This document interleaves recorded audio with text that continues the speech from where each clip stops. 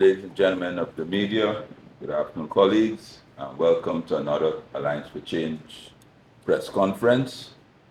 With me here is Kamraj Ramstan, former leader, who needs no introduction, Ricky Ramsarup, who needs no introduction. Online is Dr. Vincent Henry. And Vincent Adams. Adams. Yes, Vincent Adams. A Biden moment, my apologies. Hey, you better not let Vincent in here. Yes. and myself. And we'll be having statements first from, in this order, the former leader, Kamraj Ramjatan, Ricky Ramsarup, Vincent Adams, and myself. So can I ask Kamraj to start? Thank you very much, members of the press. I have a statement again on a very topical issue. That's the Ghana Police Force. The police force, as an unelected bureaucracy, is an important and mandatory institution in any democracy. This institution, covering the security sector of a country, is to ensure administrative memory and continuity amidst the flux of politicians who will come and go. Our Guyana Police Force should therefore be a bastion of the best and brightest talent, which will keep elected government in check and ensure a wise and uncorrupted governance.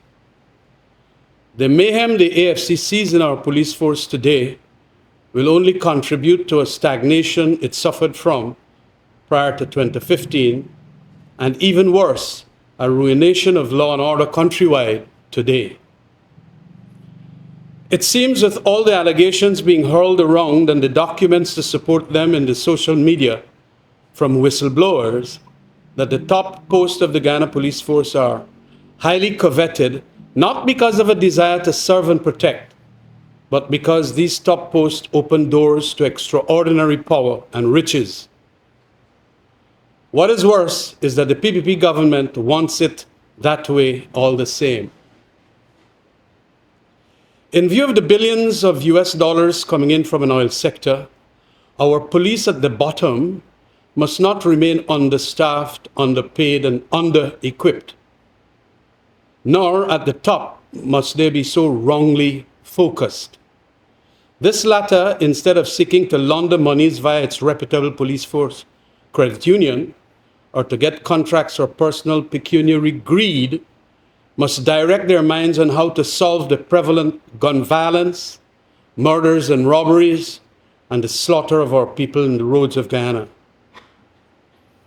In view of these appalling, disgraceful developments in the police force, the Alliance for Change urges government to immediately have an independent top-quality investigation be done in relation to what happened, how come so much monies have gotten into the hands of these officers, and how were the contracts awarded. Those suspected to be involved must be asked to go and leave forthwith, lest they interfere and pervert the investigation. The AFC also advises that the top echelons suspected to be involved must not be recommending any promotions at this time. Others untainted should do the recommendations and be the recommenders. If these suspects' recommendations are acted on, they will constitute or perceived to be rigged appointments, favoritism, and undeserving professional advancement. Additionally, the AFC advises that the 2 a.m. curfew, which was in place under the coalition government, be reinstituted. It would have avoided so many deaths on our roads. Further, the AFC demands of the Minister of Home Affairs to convene the Parliamentary Security Committee so that something akin to a USA congressional hearing can be immediately held to get questions answered from those top cops or top post officers suspected to be involved.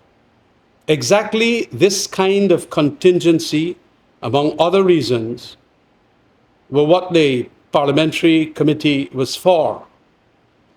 The government and its minister has effectively abandoned this committee for 4 years now, from Guyana's governance superstructure. The country and its people are kept in the dark because of this despotic approach. Thank you very much. Thank you very much, Kemraj. And I now ask Ricky Ramsaru to make his statement. Ricky? Thank you very much, David, and good evening, good afternoon to all our media here and those online, and to our Guyanese citizens, those in diaspora and those locally here. I have two statements, and the first one will read, the Alliance for Change addresses Guyana EITI failures and possible removal from the international body. The Alliance for Change regrets to announce that due to continued failures to meet its mandate, the Guyana Extractive Industry Transparency Initiative, GYEITI, can be suspended from the international body and poses as a threat of being delisted. This issue comes after careful consideration of the initiative's persistent shortcomings in achieving transparency and accountability in Guyana extractive sectors. Since its inceptions, the Guyana EITI was intended to serve as a cornerstone of transparency, ensuring that revenues from our nation's natural resources benefit all Guyanese equitably. However, the reality has fallen short of expectations. Key issues that can be contributed to this include, but not limited to, incomplete sector coverage, the EITI's inability to comprehensively include all extractive sectors, such as the small-scale mining and informal operations, has led to significant gaps in transparency effort. Two, the data accuracy and timelines. Reports have frequently been delayed and marred by inconsistencies, casting doubt on the reliability of information disclosed to the public. Three, governance and oversight. Concern persists regarding the initiative governance structures, independence, stakeholders' engagement, and operational capacity, undermining its credibility. And the fourth, the impact and accountability.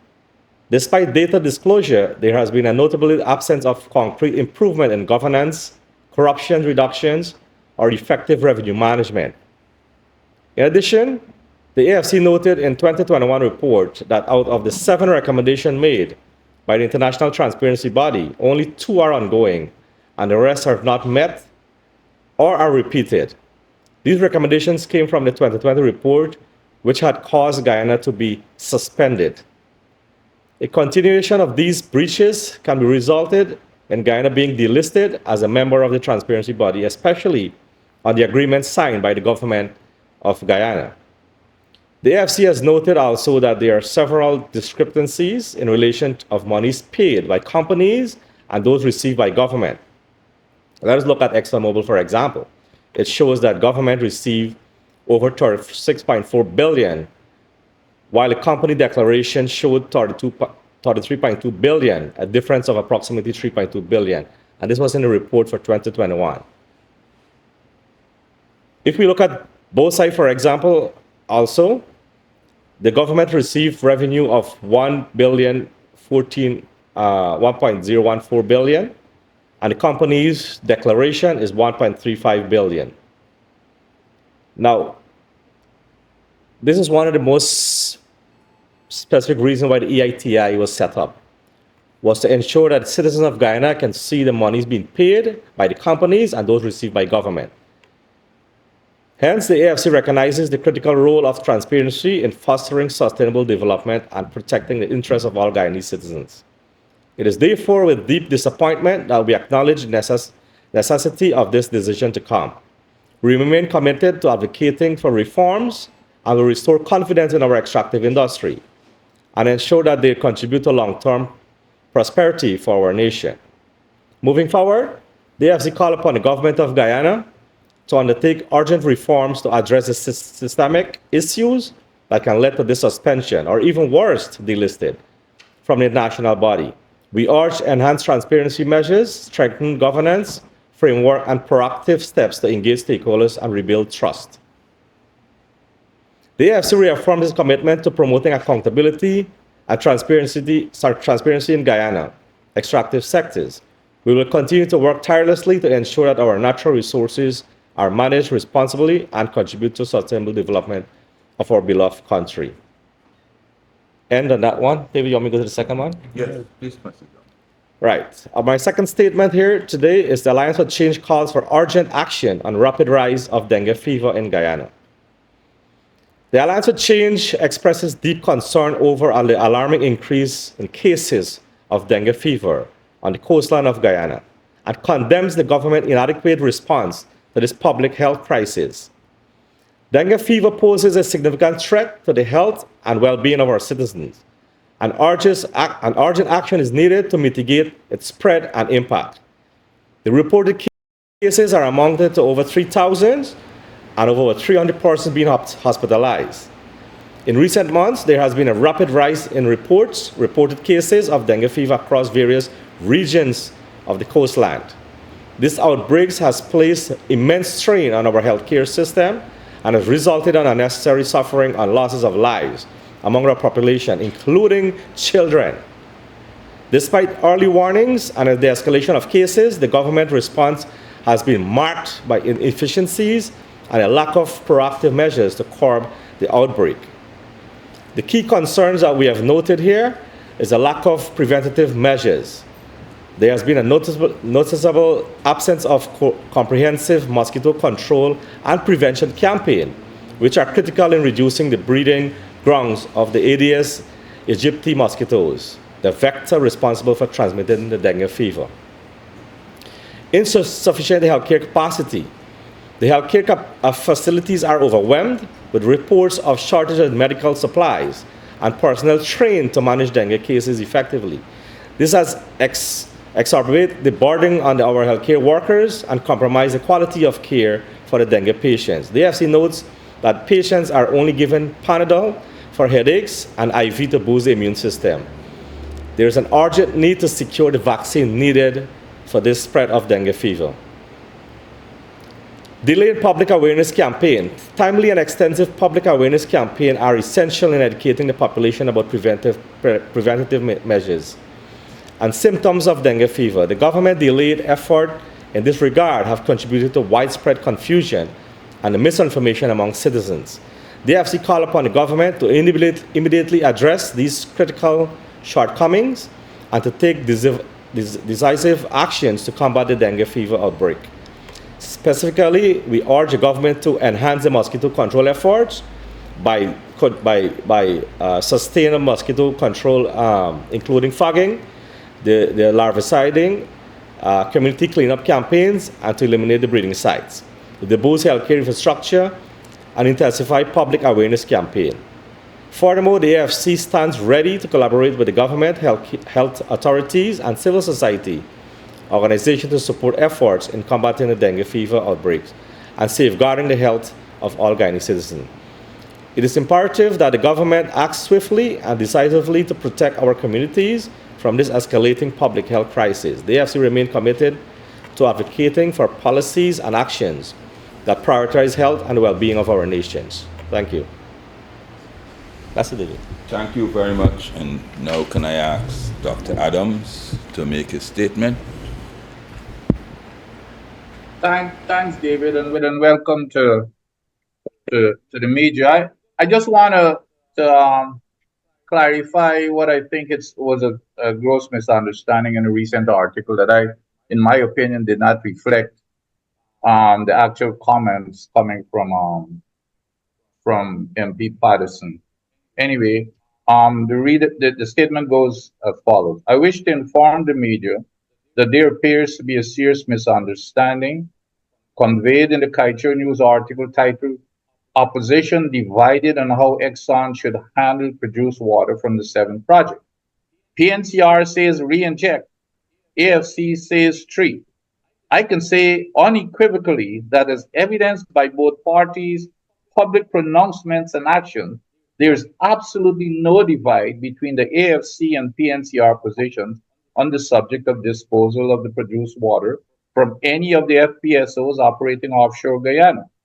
Both parties are in full unison that all produced water must be re-injected into the oil reservoir in accordance with international standards, including that of the World Bank, and in accordance with the directive given to Exxon by the government's team comprising of consultant Alison Redford and the EPA, Department of Energy, and the GGMC officials in 2020. It is important to remember that during the transition from the coalition to the PPPC government in 2020, the PPPC brought in Canadian consultant Alison Redford and her team to review and expedite the approval of the Payara project. Ms. Redford's team joined and worked closely with the government team comprising the EPA, GGMC, and the Department of Energy heads and staff in conducting the review. There was unanimous consent among all participants that produced water must be reinjected back into the reservoir and not dumped into the ocean. It may surprise most that Ms. Redford was arguably the most adamant among us all about reinjection. The group followed with a Zoom meeting because of COVID with Exxon's country manager, Mr. Rutledge, and his team, and directed them that they must install equipment on the FPSO to accommodate the reinjection of the produced water. But to make the decision and direction to Exxon official and legal, the following language was written into the original EPA Payara permit at section 4.10.5, dated September 24, 2020, and signed by Mr. Rutledge. Quote, from this same section 4.10.5. Upon issuance of the permit, this is the September permit of 2020. Upon issuance of the permit holder shall, it didn't say may or might, the permit holder shall update its base design for the project. That meaning update the design of the FPSO to include one, tie-in points, and two, space for potential produced water injection equipment. It now appears obvious that Exxon disrespectfully ignored the legal requirement of the permit and did not install the reinjection equipment. Also, at section 410 of that permit, the permit required that permit holder shall again complete a study within 180 days of the signing of the permit to determine the feasibility, benefit, implications, and costs of reinjecting 100% of the water produced, including implementation for future installation of facilities for produced water injection. Once again, it now appears obvious that Exxon disrespectfully ignored the legal requirements of the permit and did not install the equipment. Instead of complying with the legal requirement in the permit, the PPP quietly modified the Payara permit, the original Payara permit, in June of last year, 2023, to remove any such reference to reinjection, and have since taken Exxon's side as per normal in supporting the dumping of this very hot, toxic, radioactively contaminated, and oil-laced water into our oceans, causing grave damages to the ocean environment and people's health and well-being, as even admitted to by EPA.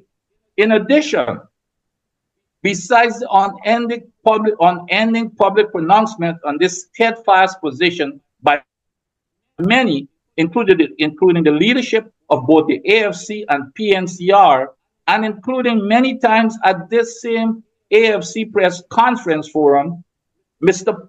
MP Patterson, on behalf of the coalition, tabled a motion in Parliament for the reinjection of the produced water, but disappointingly and true to form, the PPPC side of the House quickly shut it down. Most distressingly, as it gets even worse, there was a statement made, I think just yesterday or the day before, by one Rebecca Civitok, well, excuse me if I can't pronounce it correctly, but it's the Exxon manager, during the opening of the public consultation for Exxon 7 project Hammerhead, when she said that they would not be committing to any specific ways in which they will be handling the produced water, proving once again, which we all already know, that Exxon is running the EPA and the government. This decision to reinject or not to reinject water is solely with the government of Guyana, not Exxon. The government must be doing what the coalition did, which is to direct them to reinject the water as in the Payar original permit, not ask them, Father, may I? Finally, the questions that I hope that the media would be asking this government is one, why wasn't the re-injection equipment required for the original Payar permit not installed in compliance with the legal requirements of this permit? Two, why was the requirement for the re-injection of produced water enshrined in the original permit by Ms. Alison Redford, the EPA, GGMC, and DOE secretly removed from the permit in June of 2023? Three, where are the required studies enshrined in the original prior permit by Ms. Alison Redford, the EPA, GGMC, and DOE secretly removed from the permit in June of 2023? If these studies weren't done in compliance with the permit, was there a non-compliance report? In summary, it is lucidly clear that both the PNC and the AFC are in total agreement that produced water must be injected back into the reservoir, while it is also lucidly clear that the PPPC strongly supports the dangerous dumping of this water into our pristine ocean. Thank you. Thank you very much, Vincent. And I would now do a statement on the government's infrastructure development. The Alliance for Change has noted that the government's belated attempt to right the wrongs that they have created through their continued bypassing and disregard for the country's procurement systems. When the practice of awarding contracts to their friends, families, and favorites began immediately on their return to office, the excuse at that time was that they were building capacity and the new contractors had the financial capacity to execute projects. As always, time reveals all. 4 years after returning to office, despite having access to billions of dollars, which was previously unavailable to any other government, the PPP's practice of rewarding their friends, family, and favorites have not delivered on their promised infrastructural development program. Almost all of the programs awarded to this new breed of contractors are incomplete or completed way after the contract deadline and with questionable workmanship. A quick snapshot will reveal that in school projects, the Bamia Primary School is 1 year after its deadline. It's still incomplete despite several extensions and excuses. North Rumvelt, St. George's, Christchurch secondary schools remain incomplete and way past their deadline. The secondary school in Karasabai, that project is at a standstill with no explanation proffered. In buildings, despite having paid a contractor over $6 billion since 2022, the multi-story office complex being constructed by the Ministry of Public Works is still at the preliminary design stage. At CGIA, 4 years on, work is still ongoing 4 years after the PPP returns to the office with no end in sight. Hospitals, the government has boasted that they're building several new hospitals in several regions. Not a single hospital has been completed. The PPP boasted in their manifesto that they will be restarting all the sugar estates. And after having expended billions of dollars, all of these factories remain closed or incomplete. The relocation of the Enmore packaging factory was to have been completed this year. That also remains incompleted. When we go over to roads, Cemetery Road remains incompleted more than 2 years after its deadline, at great inconvenience to the traveling public. Conversation 3 expansion remains incompleted. The Lamaha Street upgrade remains incomplete. Crane to Schoonard bypass roads remains incomplete. The much celebrated Heroes Highway, despite being completed, is already showing signs of disrepair, and it is anticipated that urgent interventions will soon be needed to rectify these defects, particularly at the approaches to bridges and culverts. The Linden-Lethem Road is incomplete. The widening of the embankment, the Mahaika Road, as well as the Quarantine Highway, is incomplete. While citizens are very grateful for the numerous roads constructed, there are complaints about the design of these roads. The width of all these new roads have been reduced to 10 feet or less, making it impossible for 2 vehicles to traverse the road. The comment in most communities is that the government is constructing walkways instead of roadways. On the energy sector, Amila Falls Hydro Project is stillborn, despite several attempts to resuscitate this ill-fated project. The gas to energy project, which the government has already expended over $500 million and which was slated to be completed this year, is nowhere near completion, and it is now slated to be completed at the end of 2025, 2 years after schedule. Despite expending billions of dollars on GPL, the supply of electricity remains unreliable. Generating sets maintenance have been shelved or deferred. The company's transmission and distribution network is on life support. The Kato Hydro Project, as well as several solar projects, all started 4 years ago under the coalition government, remains complete after 4 years of PPP's rule. The new Demerara Harbour Bridge contract was signed in May 2022 with a construction period of 2 years. At present, the project is less than 20% completed and is unlikely to be completed before 2026. The promised bridge over the Berbice River has yet to even start. The above is simply a snapshot of the PPP's infrastructure failures. It should be noted that almost all of the projects listed above were awarded to the new post-2020 contractors, aka their friends, families, and favorites, and the country has not been receiving value for money. The government's recent attempt to plug the holes in their sinking ship should be seen as nothing more than playing lip service. I thank you. Thank you, ladies and gentlemen. We can now I now open it up for questions, and you, as usual, please state who you, the question, with the news agency you're from, and to whom you're directing the questions.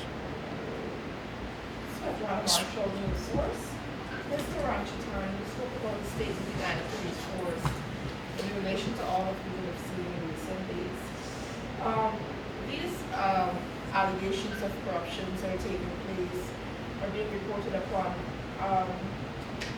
at a time, or at least 1 year after the president would have extended the tenure of the current police commissioner, acting commissioner, Mr. Higgin. He was due to retire in 2023. Given what is happening now, would you go step forward to call on the president to either ask him to step down amid these allegations happening allegedly beneath his nose? Yes, there is ground sufficient here for the retirement, because you want him to also go and leave pending the investigations, and also because of the fact that he has reached the age. You suffer the deputies that ought to arise when you extend the life, and I have been public on this for over 20 years. I remember when the PPP government, of which I was part, had continued with, what's his name? Laurie Lewis. Laurie Lewis. I had indicated that once Laurie had reached the age of 55, he should go and let someone else take charge. That is the rule. But these exceptions are being done now, and especially by the PPP. And so Mr. Patterson, just two questions. You've spoken about the projects, infrastructure projects that are being delayed. What are the social and financial implications as a result of these delays? And in the case of projects, for example, the Cemetery Road project, the Bamia School, what recommendation you would make with respect to should these contractors be allowed to continue, and draw on these very important projects? Thank you very much, Susanna. Very good question. First, I'll answer the second one first. That it is, obviously, any other contractor other than a friend and family would have been fired. And immediately, you cannot have a school, particularly in Barmia, school term is opening in September. They've already started registering students, primary school students, and the school is available to the residents 2 years after. Cemetery Road, 2 years after. It's inconceivable that any contractor should be given such a lifeline. They should have been fired, penalized, and of course sent off. But unfortunately, they seem to be protected, by the government. And the implications of this, these failed infrastructure development program, I will tell you, we've seen it every day.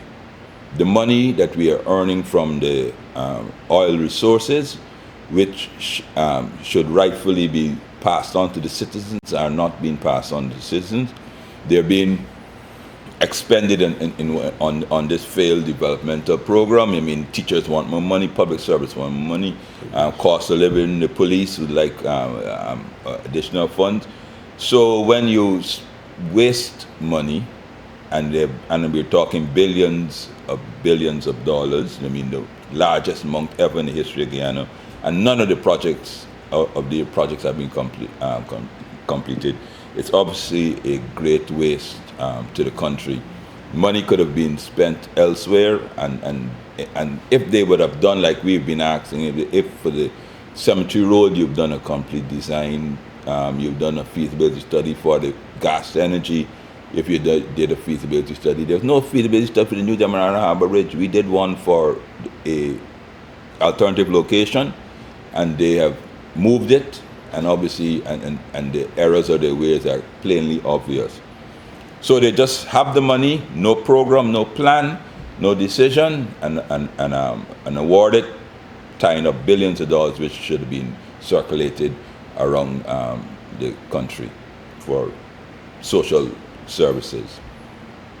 I just want to follow up with respect to these projects, in particular road projects, and this is not a today issue, where you see roads are being done, and within months or within a year, they're substandard. collapsing. What exactly is being done wrong? Because, like I said, it's not an issue that we see happening today. The quality of the roads seems to be inferior. Yeah. What exactly Well, is being done wrong? there's no studies, inferior work, contractors giving you what slapdash work. There's no monitoring by the ministries. There's no poor designs. We can call, speaking name, the Hero Highway was not done by the Ministry of Public Works. It was done by the Ministry of Central Housing and Planning. So therefore we left a very competent engineering design in the Ministry of Public Works, but they chose to do it under Ministry of Central Housing, who design standards are way below par for what should be a highway, and the end result is what we see there. It's very nice, a very convenient road, but you can't go over 40 or 50 kilometers on it now unless you have very good shocks and excellent brakes and immaculate eyesight, because that's the type of road it is now, and with the construction we have now, the road will deteriorate even faster. Thank you. Miss Williams, you had your hand up.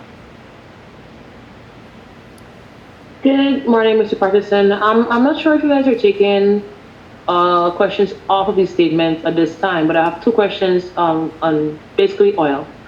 No, Yeah. proceed. Proceed, yeah. All right, great. Exxon has recently said that the 2 billion insurance, the guarantee that they have, it can take care of an oil spill if it occurs, and three countries are affected, namely Guyana, Trinidad and Tobago, and Venezuela. Can you say what's your party's stance on this? Well, I'll ask Vince. Yeah, that is absolutely balderdash. Okay, it's nonsense, absolute nonsense. And we've been saying this over and over. The AFC, we've been saying this in our press conferences and writing articles, etc.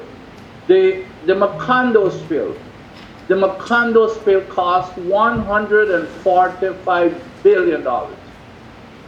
So how they just a little spill, one little spill in Peru of 12,000 barrels,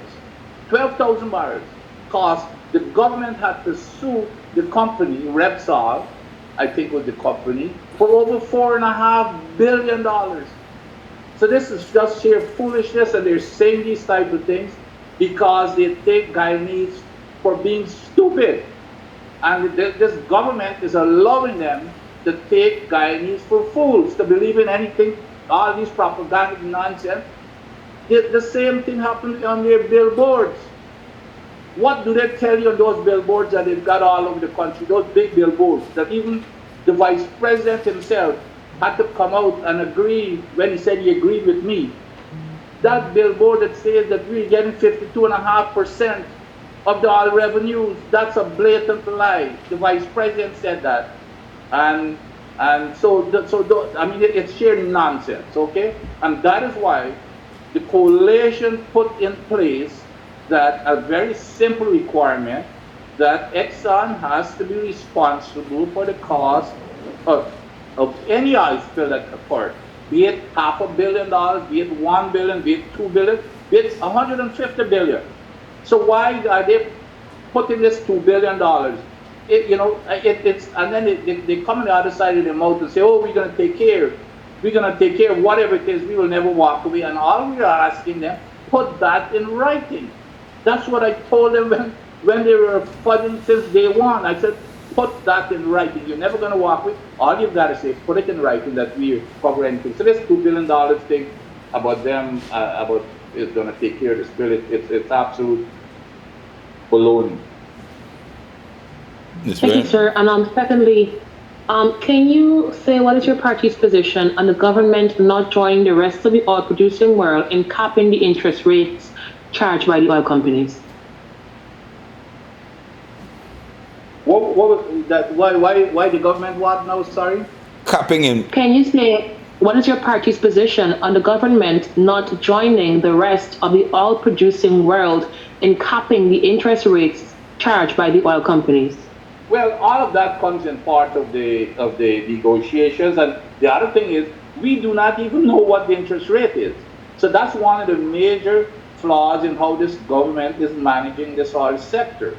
There's no transparency whatsoever. You would think that the question has been asked by the newspapers, all of the major newspapers in this country, what is the interest rate that we're even paying Exxon or wherever the money is coming from? That has never been revealed. So we do not know what that interest rate is. It should have been made public to everybody. Everybody should have known, rather than speculating and trying to back calculate stuff. So I do not know what the interest rate is.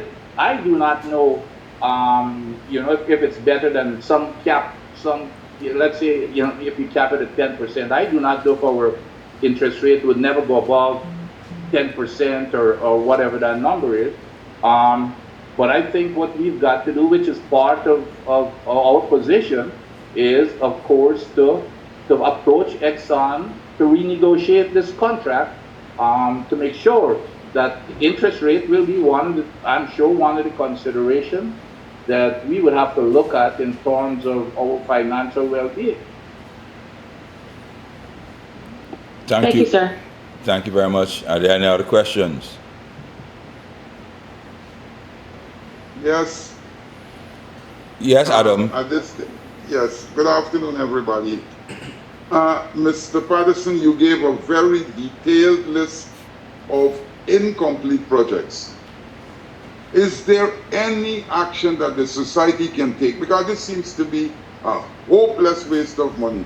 Allocation of funds on paper to do projects and the projects aren't being done. Does the society have any option, legal or otherwise, to ensure that a lot of those monies are recovered? Well, the first option I would urge the society to take is to vote the PPP out in the next general election. That is the most decisive action that that they can take. And obviously, I have said before that as soon as the government changes, I would urge a new government to do a analysis of where this monies have been expended, these contracts. You know what I mean? The Ministry of Public Works building $6.8 billion you've given a contractor, and he hasn't even turned the sawdust yet. I mean, that is almost criminal. I mean, the question just came about interest rate. You fund somebody $6 billion of $6.8 billion of Ghanaian dollars. He is off to a runner. You know what I mean? You could reinvest that. Whatever it is, you could build a new hotel, which apparently he said he was doing with that money. So obviously, what I say, first thing you do is vote them out. Secondly, we will do the investigation, and thirdly, all those who are liable will face the full extent of the law. So is there a chance that I can see people like Edgil going to jail? Yeah, well, You'll ensure that he get his due process. Due process, right? But if his name's on top of the list, we'll work our way down. Any other, Adam? Yes, I thought they had somebody had some other question. Yes, Dennis Sherbrall, sorry, all right. that's a very young-looking picture you have here, Dennis. Yeah, I didn't recognize you. Yes, Dennis, you have the floor. Yes. I want to know, as a lawyer, Mr. Ramchadan, what proposed amendments do you have in mind to one is the law governing the Procurement Commission, and two, the National Procurement and Tender Administration Board, in order for there to be greater transparency in light of concerns by the opposition? Well, one of the important, I think that the spirit of the law has made provisions for these things not happening, but the PPP is using the letter of the law. Take, for example, that same contract with the critic. It is my opinion that the law provides that there can be remedial action, which could be that the commission can take that contract or order the taking away of that contract. It's there in the Constitution that they can take such remedial action. And we did it in that general term for them to come up with whatever the remedial action that is just in that context, one of which was to halt the contract and take it away from the critic. But they misinterpreted it to the extent of saying that privity of contract overrides the Constitution. Well, that is utter nonsense. Where you did not qualify on any of the grounds, and you have a constitutional provision that tells the Procurement Commission that you can take remedial action, why didn't you go ahead? But we have a Procurement Commission chairperson, another lawyer, who simply misinterpreted her powers or wanted to abdicate from the whole functioning of that Procurement Commission.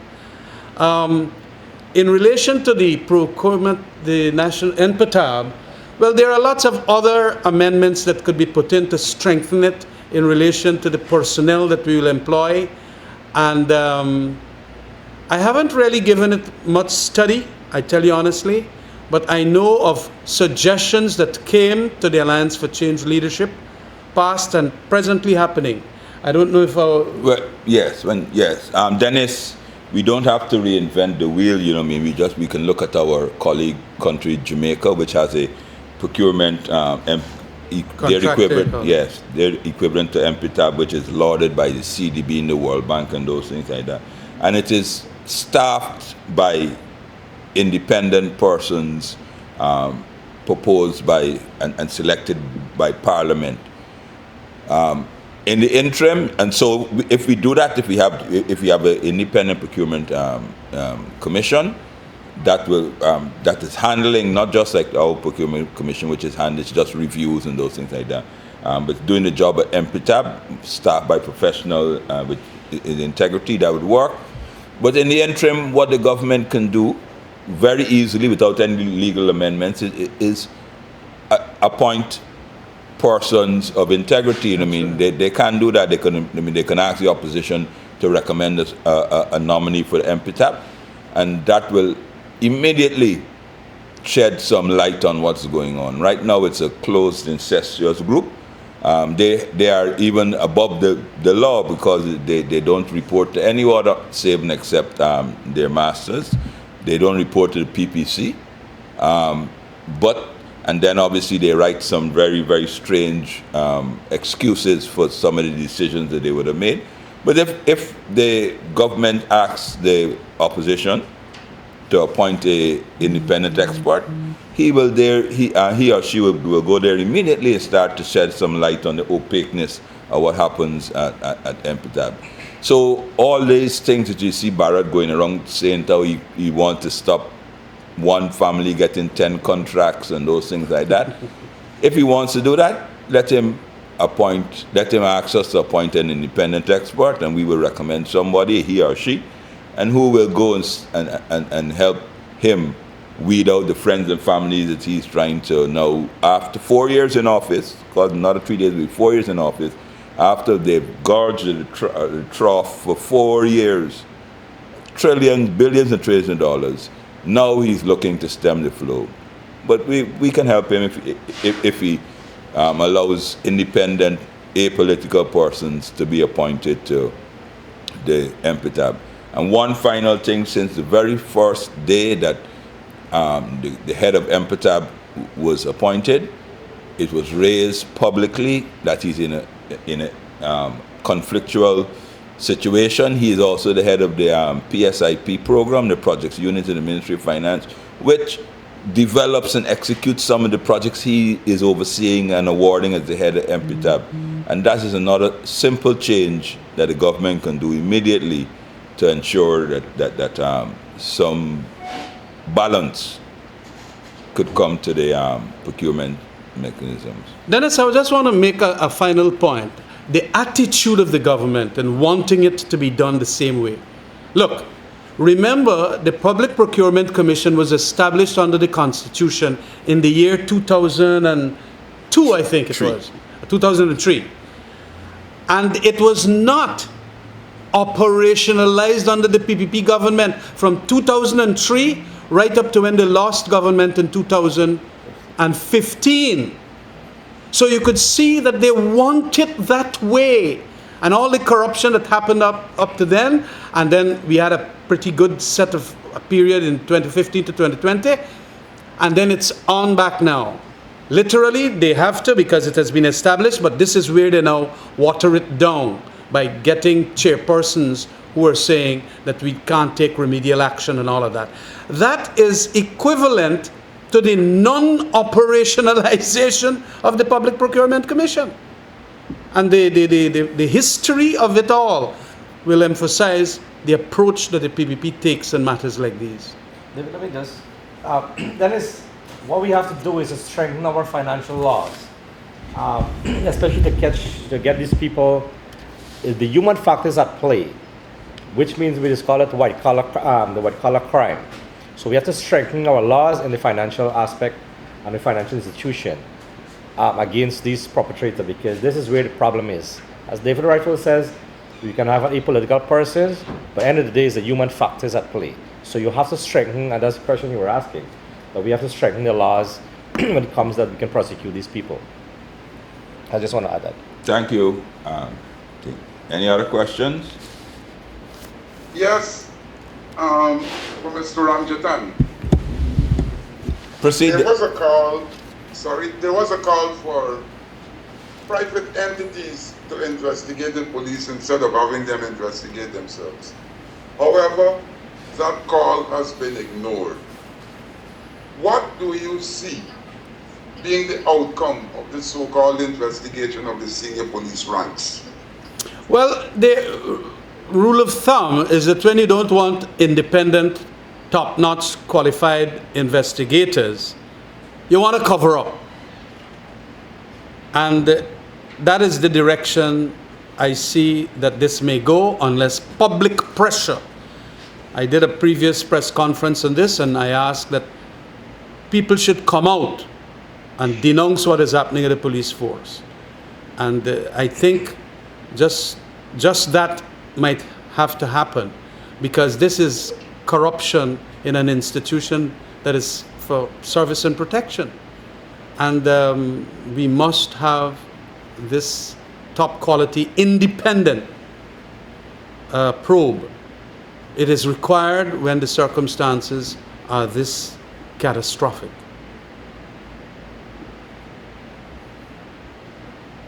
And for Ricky Ramsarup, sir.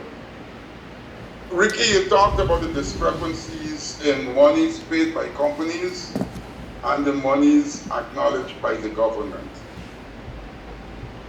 How far can this go to establish that there was some form of corruption or fraud?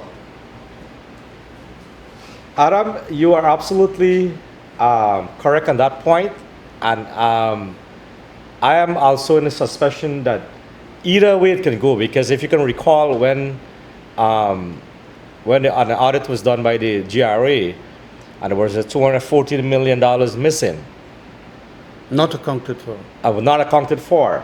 When you see, and this is one of the main reasons why the EITI was set up, that if Exxon pays $1 billion to the government has to show that they receive $1 billion. And when I look at the report here in 2021, it shows, I extracted ExxonMobil, there was a difference of $3.164 billion,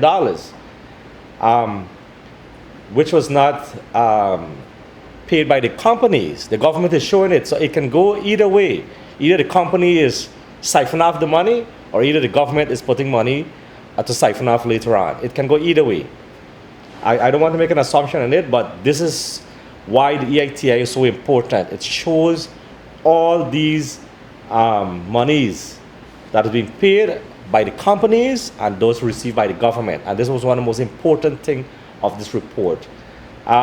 If you look at both sides, it was minus $21 million, $21.258 million.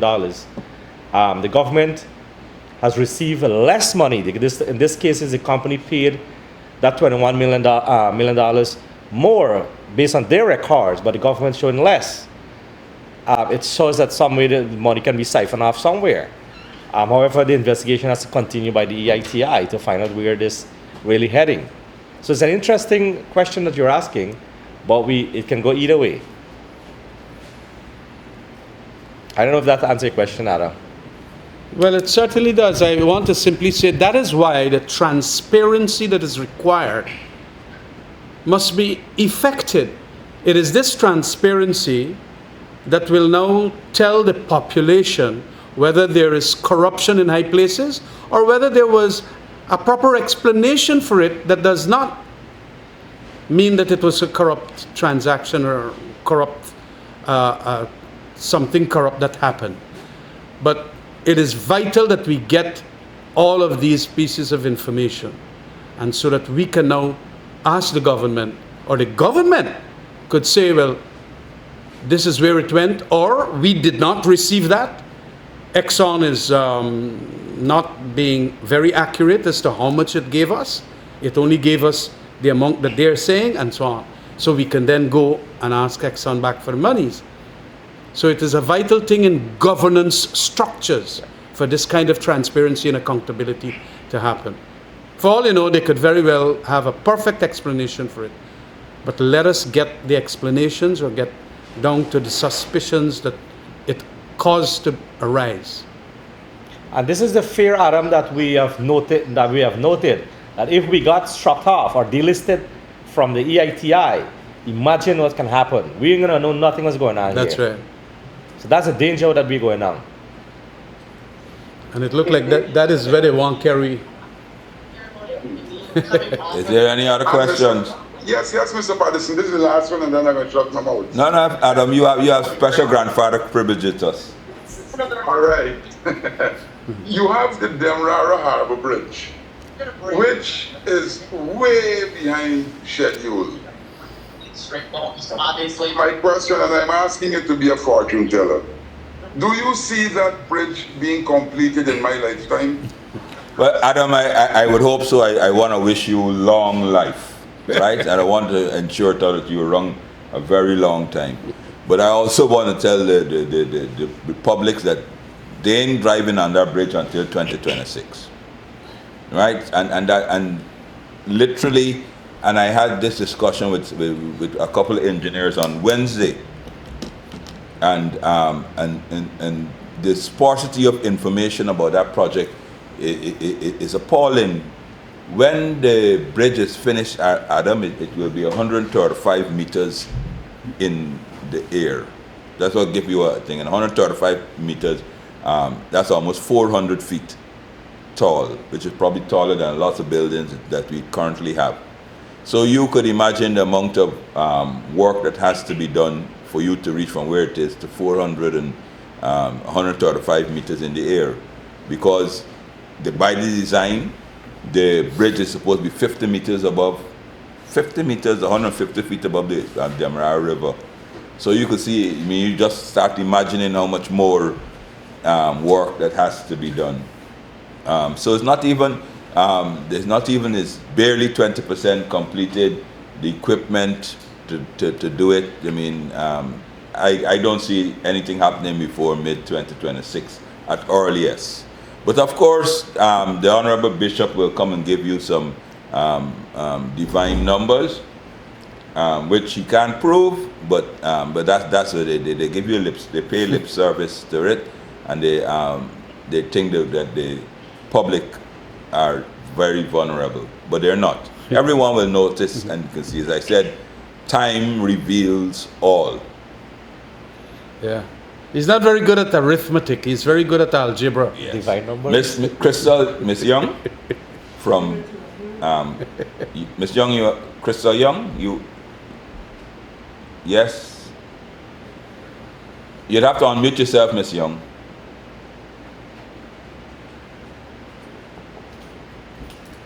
I'm sorry, I don't think she. Oh, that's it. Hello. Sorry, you're breaking up, Crystal. Can you discuss? Yeah, there we go. Yes, there you go. You still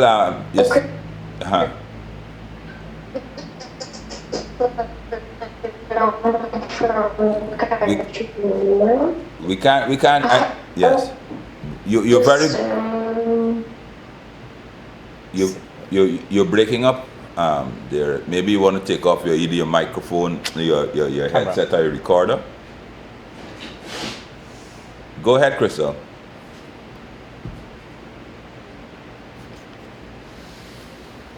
All right, to the next occasion. All right. Unfortunately. Hey, David. Well, I think she's trying. She is, but it's just.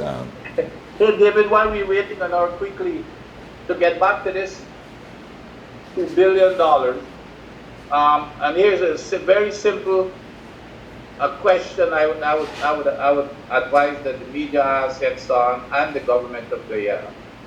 If they're so certain that $2 billion will cover everything, remove the $2 billion and let's go with the same language, and they're going to pay whatever it costs. Because if they're saying $2 billion it's never going to cost more than $2 billion, well, remove the $2 billion and just say we will go ahead and pay for whatever it will cost, which is what we have in the permit. So don't play us for being so stupid. Remove the 2 billion. Just say whatever it costs, and it will not be above 2 billion according to what you say. Right. Crystal, quickly, we're about to wrap up. Crystal, let's see if we hear you better. Yes, can you hear me better now? Oh, perfect. Yes. Now, the project summary submitted by Exxon to the EPA highlights that flaring and emissions from the 7th oil project can pose health risks. What is your party's position on this, sir? Well, before Vince goes off, we are zero flaring beyond. Just I was written in the second permit. Zero flaring beyond just startup, and startup has a limited time, and after that, no flaring. The Exxon can do it. It's not rocket science. You don't have to reinvent any wheels. You don't have to bring in any specialist equipment. And we will abolish that nonsensical tariff that the government has, whereby which allows them to flare with a very measly penalty.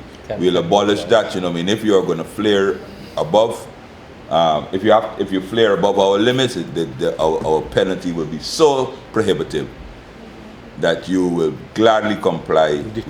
Yes, it will deter you. Gladly comply with me. Vince, you had anything other than that to add? Yeah, well, again, we get back to the difference in administration.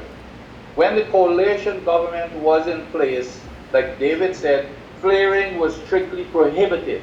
In one instance, we shut down Exxon when they couldn't get their flaring equipment to work. We shut them down. That's the penalty.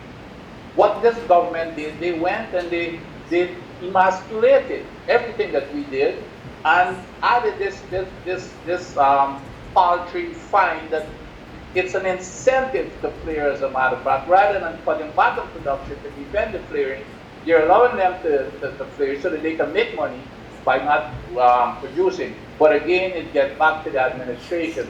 Just like the water dumping, just like the flaring, just like encouraging them to operate above the safe operating limit as prescribed in the environmental impact assessment, which is the most dangerous thing that is happening.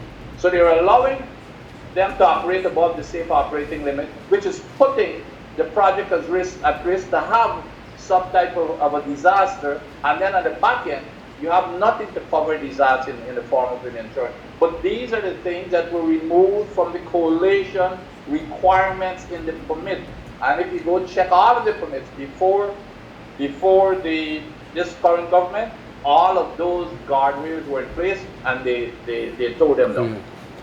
Thank you very much, Crystal. Thank you very much, members of the media, for joining us. We will send out the statements and a copy of this video. And we will see you again next week at 1:30. Good afternoon.